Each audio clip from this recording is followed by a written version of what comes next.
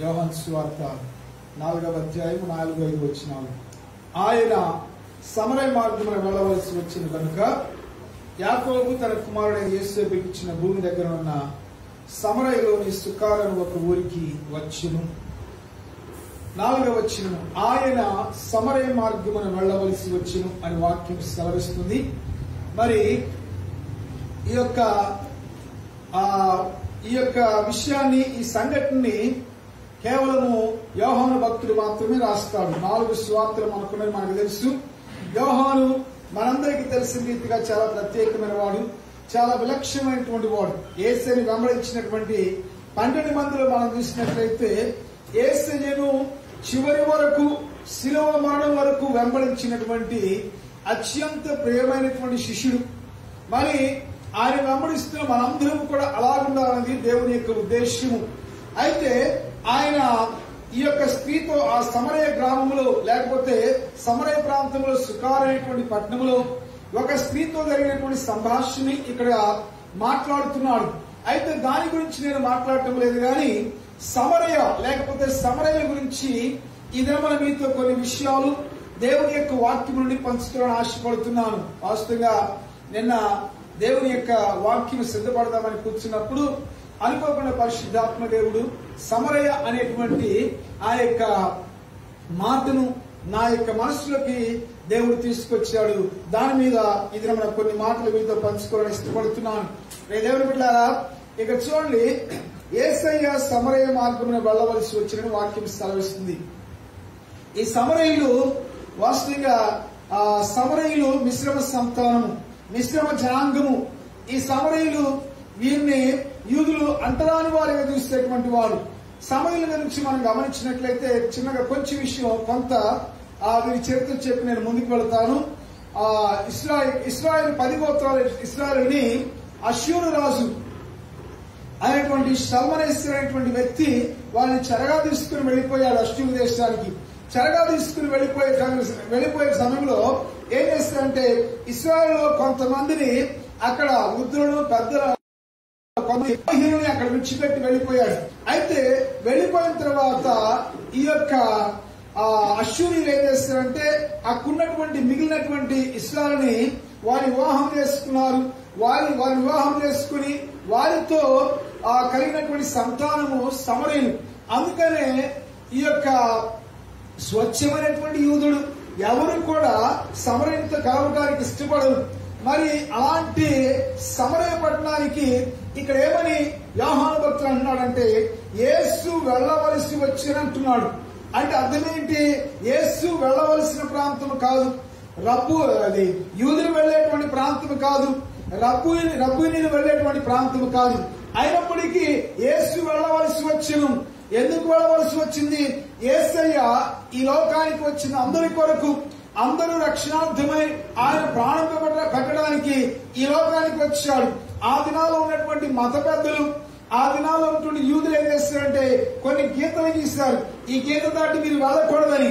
కానీ యేసయ్య చూడండి, వారు ఏమీ పట్టించుకోకుండా ఆ సమరయ ప్రాంతానికి వెళ్ళాడు.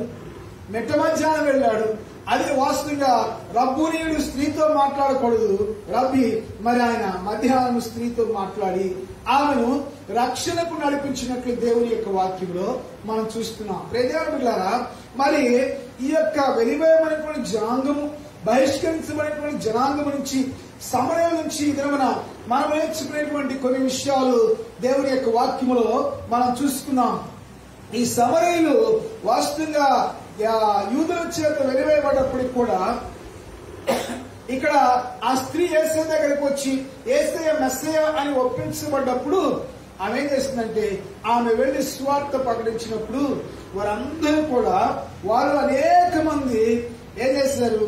యేసయ్య దగ్గరికి వచ్చి ఆయన మాట విని, ఆయన సువార్తను విని వారందరూ కూడా యేసుక్రీస్తుని అంగీకరించినట్లు దేవుని యొక్క వాక్యంలో మనం చూస్తాం. అంటే మొట్టమొదటిగా సమరయుల గుంపులో మనం చూసేదంటే సత్య సువార్తకు, యేసుక్రీస్తు ద్వారా వచ్చిన సత్య సువార్తకు స్పందించినటువంటి జనాంగం, వారు స్పందించారు. అంటే యేసుక్రీస్తు మెస్సీయా అని గుర్తెరిగారు. వారు ఆరాధించేటువంటి స్థలం వేరొకమని, అందుకే సమరయ స్త్రీ అంటది, నేను గెరిజీము కొండ మీద ఆలోచిస్తానని చెప్పింది.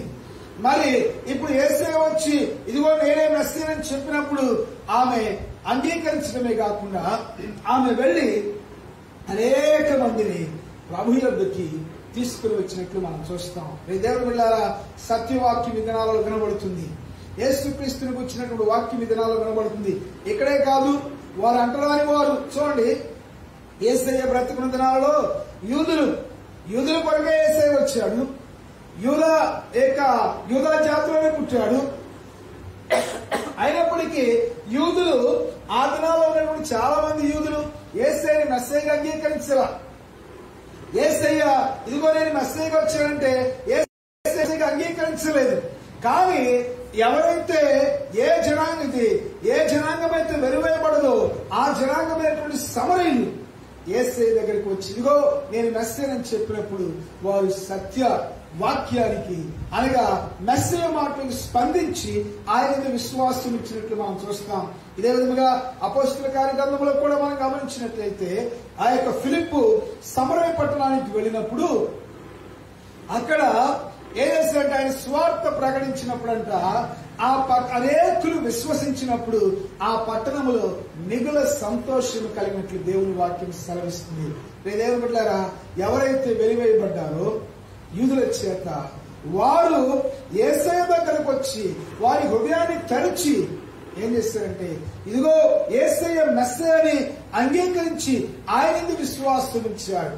మరి ఎవరి కొరకైతే వచ్చారో ఆ యూదులు మాత్రము ఎన్ని అద్భుతాలు చేసినా ఎన్ని ఆశ్చర్యకాలు చేసినా గాని నువ్వు మెస్సయ్య కాదు అని ఆయన ఏం చేశాడు, నిరాకరించాడు.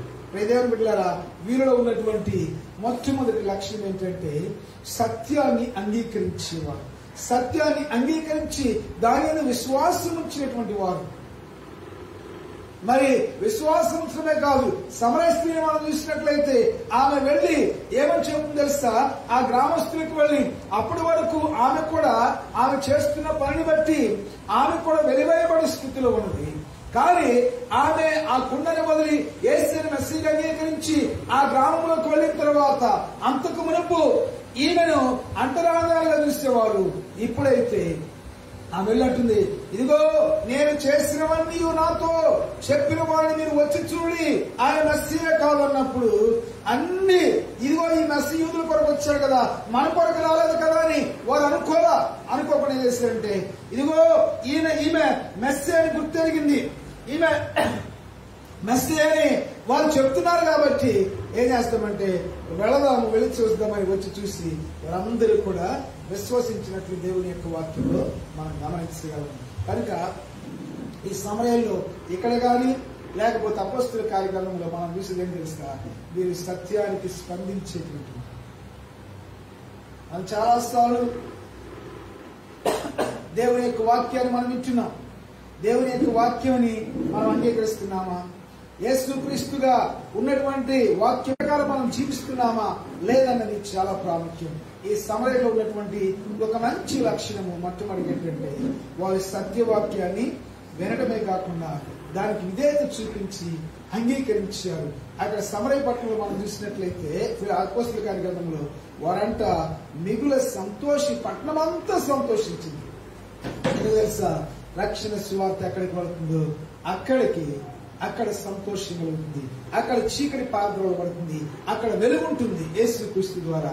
మరి ఆ రక్షణ సువార్త ప్రకటించడానికి చూడండి, పంజాబ్ దేశం నుండి ఒక ఆయన వచ్చాడు, భక్త సింగ్ గారు. వాస్తవంగా ఈ దినం ఆయన పుట్టినరోజు, భక్త సింగ్ గారి పుట్టినరోజు. మరి ఆ భక్త సింగ్ గారు ఆయన వచ్చి అనేక మంది జీవితాలు వెలిగించినటువంటి వ్యక్తి. ఒక మాటలో చెప్పాలంటే ఆయన కారణ జన్ముడు, దేవుని యొక్క నుంచి పంపబడ్డటువంటి కారణ జన్ముడు. అనేక మంది జీవితాలు వెలిగించాడు. ప్రియమైన బిడ్డలారా, మనం సత్యాన్ని అంగీకరించడమే కాకుండా ఈ యొక్క స్త్రీ ఏ విధముగా ఆ వెళ్లి సత్యస్వార్తను ప్రకటించిందో మనము కూడా సత్యస్వార్తను ప్రకటించినప్పుడు విన్నవారు విశ్వసించిన వారి జీవితాలు వెలిగించబట్టమే కాదు కానీ వారి జీవితాలలో మిగుల సంతోషం కలుగుతుంది.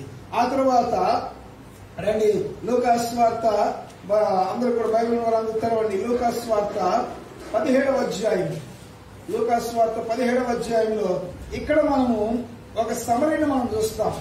చూడండి, లూకా సువార్త 17వ అధ్యాయము 16వ వచనము. గొప్ప శబ్దముతో దేవుని మహిమపరచుతూ తిరిగి వచ్చి ఆయనకు కృతజ్ఞతాస్తుతులు చెల్లించుచు ఆయన పాదముల మీద సాగిలపడిను. వాడు సమరయుడు. ఎందుకు రాశాడు వాడు సమరయుడిని? రాయాల్సిన పని ఏముంది?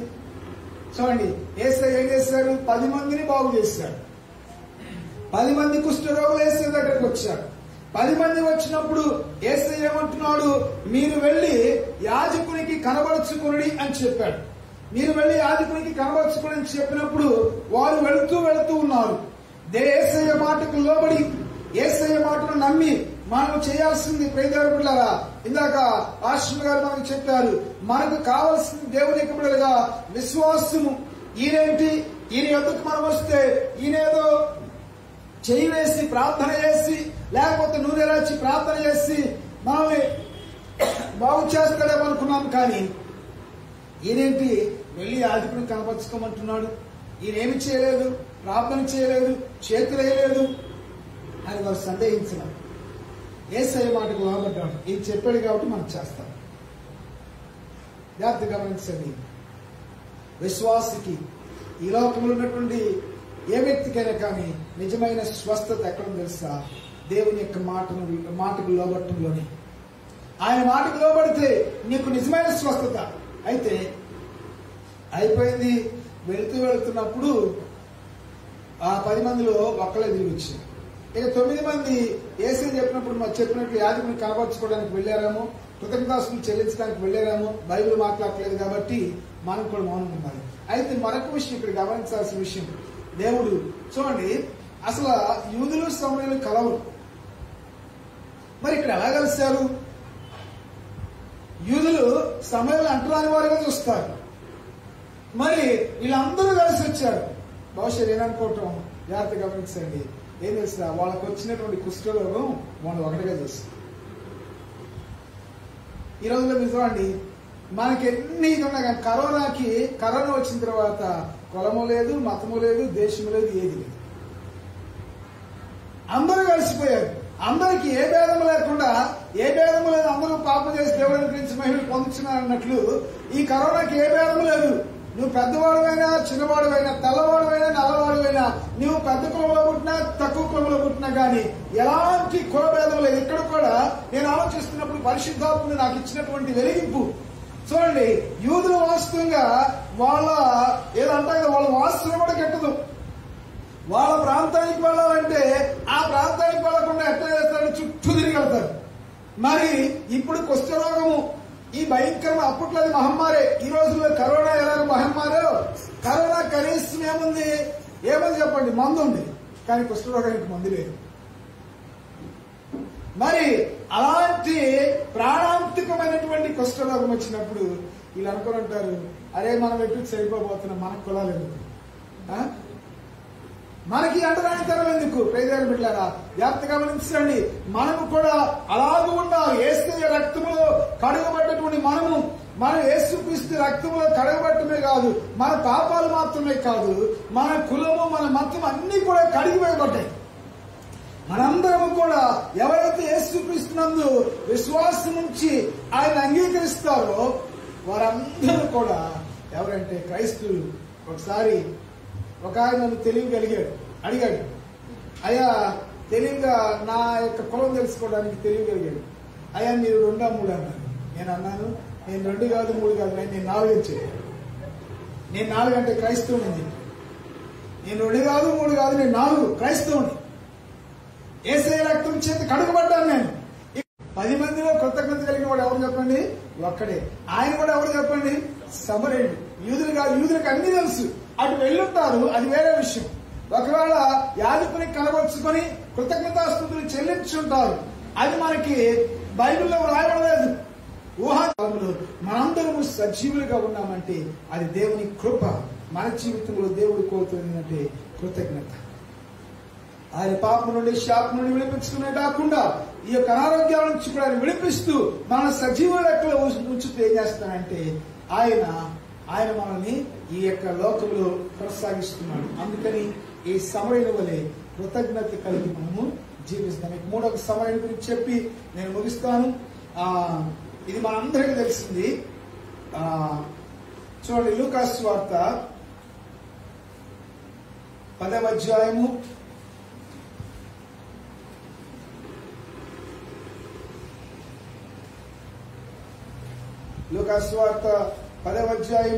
33వ వచనం. అయితే ఒక సమరయుడు ప్రయాణమైపోవచ్చు.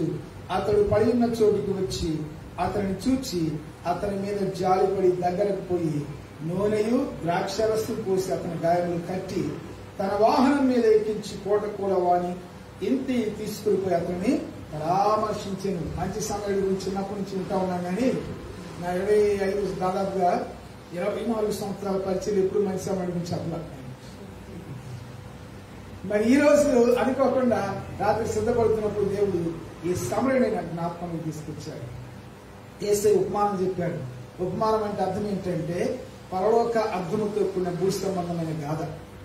అసలు ఉపమానం అంటే అర్థం ఏంటంటే, పారబోల్ అంటే అర్థం ఏంటంటే ప్రక్కన పెట్టుట, ప్రసంగానికి అర్థమయ్యేటట్లు ఉదాహరణ చెప్పడం. చాలా మంది ఏం చేస్తారంటే ఈ ఉదాహరణ ఈ కథలే మొత్తం ప్రసంగం చేస్తారు. అది ఒక కిటికీ లాంటిది. ప్రసంగము మెయిన్ డోర్ అయితే ఉపమానము కిటికీ లాంటిది. అయితే యేసయ్య ఉపమానం చెప్పి ఏమంటున్నాడు తెలుసా? ఇక్కడ ఏమంటున్నాడంటే, ఒక వ్యక్తి యెరూషలేములో ఎరుకోకు వెళ్తున్నారు, దొంగలు కొట్టేసి అంతా ఇది చేస్తే ఏం చేస్తారంటే అక్కడ పడేస్తారు. మొట్టమొదటి యాజకుడు వెళ్ళాడు, లేవీయుడు వెళ్ళాడు, పట్టించుకోవాలి మనకెందుకు లేదు. కానీ ఈ సమరయుడు ఎవరు చెప్పండి, ఆయన కొట్టబడిన వ్యక్తి యూదులై ఉండొచ్చు. మరి ఈ సమరయుడు వెళ్ళి పట్టుకోవటం, అప్పుడు ఈయన కూడా అనుకోవచ్చు కదా, ఈయన మమ్మల్ని అంటరాని వారు వస్తున్నారు, మేమెందుకు ఈ యొక్క వ్యక్తిని పట్టుకోవచ్చు అని అనుకోవచ్చుగా. లేదు, కానీ ఈ వ్యక్తి వెళ్ళంట అక్కడ దేవుని యొక్క వాక్యం చూడండి. అయితే ఒక సమరయుడు, అక్కడ కూడా యేసయ్య ఆ వాడు సమరయుడు అన్నాడు. ఇక్కడ కూడా యేసయ్య ఆ సమరయుడు పర్టికులర్ గా పేదలారా మన కొరకు మనము దేవుని కొరకు ఏదైనా చేస్తే దేవుడు మనల్ని మర్చిపోడు. అది తన యొక్క జీవ గ్రంథంలో రాసేటువంటి వాడు.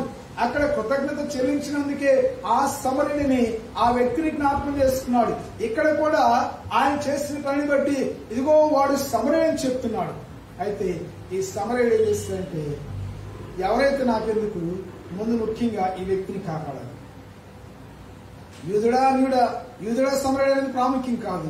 ఈ వ్యక్తి భయంకరమైనటువంటి స్థితిలో ఉన్నాడు, ఈ వ్యక్తి ప్రాణాన్ని కాపాడాలి, ఈ వ్యక్తి మీద జాలి పడాలి అని చేస్తాడంటే ఆ వ్యక్తిని తన యొక్క చూడండి జాలిపడి చాలా పనులు చేస్తాడు. గాయాలు కట్టాడు, జాలి పడ్డాడు, తర్వాత ద్రాక్షారసం పోస్తాడు, వాహనం మీద ఎక్కించుకొని గాయాలు కట్టి వెళ్ళిపోవచ్చు, కానీ ఎక్కించుకొని కోటకోళవానికి అప్పగించాడు. ఎంత శ్రద్ధ కనపరిచాడు. ప్రియదేవుడు బిడ్డలారా, క్రైస్తవులుగా ఈ దినాలలో మనం కరుణ కొరకు ప్రార్థన చేయటమే కాదు, కానీ అదే విధంగా మనం ఏం చేస్తామంటే చేయగలిగిన సహాయం మనం చేస్తాం. చాలా మంది ఈ దినాలలో చాలా మంది క్రైస్తవులు బియ్యము తర్వాత ఆహారం అన్ని అందిస్తున్నారు. మనము కూడా దేవుని యొక్క ప్రేమను, ఎందుకంటే దేవుడు మంచి స్థితిలో మనం ఉంచాడు, దేవుని యొక్క ప్రేమను మనకు పంచుదాము. ఈ సమరయుడు చేసినటువంటి పని అదే. ఏం చేస్తుందంటే క్రీస్తు ప్రేమను ఆ బిడ్డకు చూపించాడు. అందునిమిత్తమే అతని పేరు జీవ గ్రంథంలో వ్రాయబడింది. పేరైతే వ్రాయబడలేదు, కానీ సమరయుడు అని వ్రాయబడేట్టు దేవుని యొక్క వాక్యంలో మనం చూస్తున్నాం. కనుక దేవుని బిడ్డలారా, ఈ సమరయుడు దేవుని యొక్క వాక్యానికి, సత్యవాక్యానికి స్పందించిన వారు. దేవుని యొక్క వాక్యం మనం ఈ రోజుల్లో ఎన్నో ఫేస్బుక్ లో వింటున్నాం, యూట్యూబ్ లో వింటున్నాము, అనే విస్తారంగా టీవీలో వింటున్నాము. మరి వాక్యం నీతో మాట్లాడినప్పుడు సమరయుని వల్ల నువ్వు స్పందిస్తున్నావా? నువ్వు విశ్వసిస్తున్నావా? స్పందించిన తర్వాత ఆ సత్యస్వార్థ ఇతరులకు నువ్వు చెప్తున్నావా? చాలా ప్రాముఖ్యమైనది. రెండవదిగా సమరయుని వల్ల నువ్వు కృతజ్ఞత కలిగి ఉంటున్నావా? మిగతా వారు వెళ్ళిపోయారు, వారు ఇదిగో ఈ మాట చెప్పి వాస్తవంగా అసలు బాగుపడటానికి చిత్తక లేదా క్లూ ఇచ్చినటువంటి వ్యక్తి, మీరు ఇలా చేస్తే బాగుపడతారు అని చెప్పినటువంటి ఆ వ్యక్తి యొక్క కనీసం వచ్చి కనపడాలన్నటువంటి స్పృహ కూడా లేనటువంటి యూదులు ఉండగా, మరి సమరయుడు అంటదాని వాడు అన్యుడు వచ్చి దేవునికి కృతజ్ఞతాస్తుతులు చెల్లించాడు. రెండవదిగా మన సత్యవాక్యాన్ని స్పందించి వాక్యాన్ని ప్రకటించడమే కాదు, రెండవది ఏం చేయాలంటే ఎప్పుడు కృతజ్ఞతా హృదయం కలిగి ఉండాలి. ఒక భక్తుడు అన్నాడు ఏంటంటే, కృతజ్ఞత లేనటువంటి హృదయము పాపము చేయుటకు సారవంతమైన భూమి అన్నది. అంటే ఎవరైతే దేవుని పట్ల కృతజ్ఞత లేకుండా ఉంటారో, కృతజ్ఞత హృదయం ఎవరికైతే ఉండదు, దేవుడి కార్యం చేశాడు, దేవుడి మేలు చేశాడని ఎవరైతే దేవుడి కృతజ్ఞత కలిగి ఉండకుండా ఉంటారో వారు ఎక్కువగా పాపం చేస్తాడు. దాని యొక్క ఉద్దేశం. మరి యేసయ్య మన కొరకు వాస్తవ విధానం బల తీసుకోవాలి, కానీ పరిస్థితి లేకపోవడం వల్ల మనం బల తీసుకోలేకపోయాము. యేసయ్య శిలువలో చేసిన బలియాగమును బట్టి మనందరం కృతజ్ఞత కలిగి ఉండాలి. ఇక మూడవదిగా ఈ సమరయుడు మంచి సమరయుడిగా పిలువబడుతున్నటువంటి ఈయన ఏం చేస్తాడంటే తన తోటి వాని పట్ల శ్రద్ధ చూపించాడు. తన పొరుగువాడు ఎవరు అనేటువంటి ఉపమానము యేసయ్య చెప్పడానికి ఏం చేస్తాడంటే ఈ యొక్క పొరుగువాడి గురించి చెప్పడానికి ఉపమానం చెప్పాడు. చివరిగా ఒక చిన్న దృష్టాంతం చెప్పి నేను ముగిస్తాను. బిడ్డలారా, ఒక ఊరిలో ఒక స్త్రీ ఉన్నది. ఆ స్త్రీ రోజు ఏం చేస్తుందంటే తన భర్త కలిసి కొన్ని రొట్టెలు చేసుకుని తింటా ఉన్నారు. తింటా ఉన్న తర్వాత రోజు ఏం చేస్తుందంటే ఒక రొట్టెని తీసుకొచ్చి కిటికీ దగ్గర పెడుతుంది. ఎందుకు కిటికీ దగ్గర పెడుతుందంటే ఎవరైనా కానీ వచ్చిపోయేవారు ఆ రొట్టె తీసుకుని తింటారనే ఉద్దేశంతో రోజు ఆ రొట్టెని తీసుకొచ్చి అక్కడ పెడుతుంది. పెడుతున్నప్పుడు ఏం చేస్తారంటే రోజు ఒక వ్యక్తి, గూని వ్యక్తి, హంచ్బ్యాక్ అంటారు, ఇట్లా బాగా ఉండిపోయిన వ్యక్తి, ఆ వ్యక్తి వచ్చి ఏం చేస్తున్నాడంటే ఆ రొట్టెని తీసుకుంటున్నాడు. తీసుకొని వెళుతూ ఏమన్నాడంటే, నీవు చేసే కీడు నీతో ఉంటుంది, నీవు చేసే మేలు నీకు తిరిగి వస్తుంది. నీవు చేసే కీడు నీతోనే ఉంటుంది, నీవు చేసే మేలు నీకు తిరిగి వస్తుందని ఆమెకి థ్యాంక్స్ చెప్పడం. ప్రతిరోజు ఇలానే ఆమె ఒక అప్పము అదనంగా చేసి కిటికీలో పెడుతుంది. ఆయన రోజు వచ్చి తీసుకెళ్తున్నాడు. ఏమి అమ్మ నీకు వందనాలు అంటే కానీ నీకు థ్యాంక్స్ అని చెప్పకుండా ఈ మాటే, నీవు చేసే కీడు నీతో ఉంటుంది, నీవు చేసే మేలు నీకు తిరిగి వస్తుంది చెప్పి వెళ్ళిపోతున్నట్ట. కొన్ని రోజులు అయిన తర్వాత ఆమె తీసుకొచ్చి ఏం చేసిందంటే, ఈరోజు ఎట్లయినా కానీ ఈ చపాతీలో విషం కలపాలి, విషం కలిపి పెట్టాలని ఆమె అనుకోని ఏం చేసిందంటే విషంతో తయారు చేసింది. ఎందుకు ఆ మాట అంటున్నాడు కానీ వందనాలు చెప్పలేదు. విషం తయారు చేసినప్పుడు ఇక తయారు చేసి పెట్టిన తర్వాత ఇక ఆమెకేమైందంటే బాధ కలిగిందంట. ఇదేంటి ఇట్లా చేస్తానని చెప్పి ఆ విషయంతో కలిపి చేసిన చపాతీ తీసి మళ్ళీ మంటలు పడేసి మంచి చపాతీ చేసిందంట. ఇలా కొన్ని రోజులు అయిన తర్వాత ఆ రోజు కూడా ఆయన వచ్చి, నీవు చేసినటువంటి కీడు నీతో ఉంటుంది, నీవు చేసిన మీరు మళ్ళా నీకు తిరిగి వచ్చిందని చెప్పి వెళ్ళిపోయాడట. ఇట్లా 5 రోజులు అయిన తర్వాత ఈమెకు ఒక కుమారుడు ఉన్నాడు. ఆ కుమారుడు తప్పిపోయాడు, ఎక్కడో ఒక దేశంలో ఉన్నాడు. ఆ దేశంలో కరువు వచ్చింది. అయితే ఆ కుమారుడు 10 రోజుల తర్వాత తిరిగి వచ్చినప్పుడు బక్కగా ఉన్నాడు. అప్పుడు ఆ కుమారుడిని చాలా సంతోషించింది ఆ తల్లి.